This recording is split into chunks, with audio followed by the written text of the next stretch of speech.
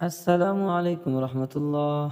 امید ہے کہ پاکستان کے تمام احباب خیر و عافیت سے ہوں گے اور پاکستان کی ٹیم کے ہارنے پر انا للہ و انا الیہ راجعون بھی پڑھ رہے ہوں گے۔ تو میرے ایک چھوٹا سا ایک میسیج ہے، پاکستان کا جو انگلینڈ ٹیم کے ساتھ ورلڈ کپ کا جو میچ تھا، پاکستان کے ہارنے کی وجہ سے اکثر احباب پریشان بھی ہوں گے۔ یقیناً ایک پاکستان کے ساتھ ایک قلبی تعلق محبت ہونے کی وجہ سے پریشانی تو ہوگی، تو پریشانی کے عالم میں ہمیں اللہ تعالی ہمارے پیارے نبی کی تعلیمات یہ ہیں کہ انا للہ و انا الیہ راجعون پڑھا جائے، بجائے یہ کہ پاکستان کی ٹیم کو لعن طعن کیا جائے۔ ہمارا دین تو کافر کو بھی گالی کی اجازت نہیں دیتا، تو بجائے یہ کہ ہم پاکستان کی مسلمان ٹیم کو لعن طعن کریں، ان کو گالیاں نکالیں۔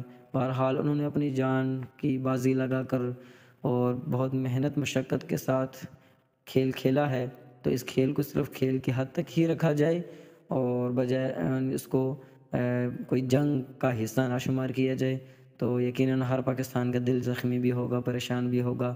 تو اس عالم میں ہمیں مزید ان کے لیے دعائیں کلمات اختیار کرنی چاہیے، مزید محنت کے لیے کوشش کرنی چاہیے، مزید ترقی کے لیے کوشش کرنی چاہیے۔